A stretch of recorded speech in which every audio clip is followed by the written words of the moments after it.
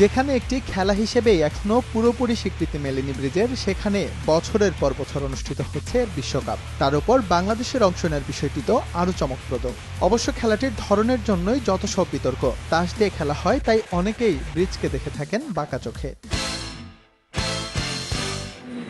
এর আগে 2013 এবং 2015 সালে দুবার ব্রিজ ওয়ার্ল্ড কাপের কোয়ালিফাইং রাউন্ডে অংশ নিয়েছিল বাংলাদেশ, তবে ছেড়ে নেই ভাগ্যের শিকে। সেই কঠিন কাজটি এবার হয়েছে রাজীব চৌধুরী আর সাজিদ ইস্পাহানিদের হাত ধরে। বাছাই পর্বের সেমিফাইনালে পাকিস্তানকে হারিয়ে চূড়ান্ত পর্বে জায়গা করে নেয় বাংলাদেশ। তবে আন্তর্জাতিক মানদণ্ডে পিছিয়ে থাকায় বিশ্বকাপ নিয়ে খুব একটা আশাবাদী নন খেলোয়াড়রা। It will be very difficult for us. আমরা আসলে এ ধরনের টুর্নামেন্ট আগে কখনো খেলতেও পারিনি, আমরা জানিও না কি হবে, আমাদের এক্সপিরিয়েন্স বলছে না, কিন্তু আমরা আমাদের তরফ থেকে সর্বোচ্চ চেষ্টা করেছি। আমরা সর্বকালের সবচেয়ে বেশি প্রিপারেশন নিয়ে যাচ্ছি। আমাদের সামর্থ্যে সবচেয়ে ভালো খেলাটা যদি খেলতে পারি আমরা, তাহলে কিন্তু পরবর্তী জেনারেশন বা আমাদেরই পরবর্তী পর্যায়ে যখন খেলতে যাব তখন একটু ভালো খেলার অনুপ্রেরণা হবে।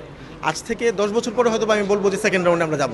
বাংলাদেশের ফেডারেশন থাকলেও অনেকটা ব্যক্তিগত প্রয়াসে চলে ব্রিজের কার্যক্রম। উন্নত কোচিং সুবিধা তো দূরে থাক, নিজেদের স্কিল ডেভেলপমেন্টের জন্য খেলোয়াড়দের একমাত্র ভরসা ইন্টারনেট কিংবা গাইড বই। বিষয়গুলো ফেডারেশনের জানা থাকলেও যেন কিছুই করার নেই। প্রফেশনালের ব্যাপারটা অনেক পরে চিন্তা করতে হবে। যদিও সমস্ত পৃথিবীর আমাদের দেশ বাদ দিয়ে বাকি 21টা দেশই কমপ্লিটলি প্রফেশনাল, তাদের কোনো চাকরি ব্যবসা বাণিজ্য কিচ্ছু করতে হয় না, তারা শুধুমাত্র ব্রিজ থেকে ব্রেড অ্যান্ড বাটার পাচ্ছে।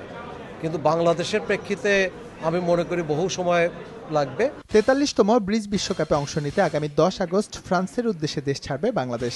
এর 3 দিন পর প্রথম রাউন্ডে খেলতে নামবে লাল সবুজের প্রতিনিধিরা। এস এম ইকবাল, সময় সংবাদ, ঢাকা।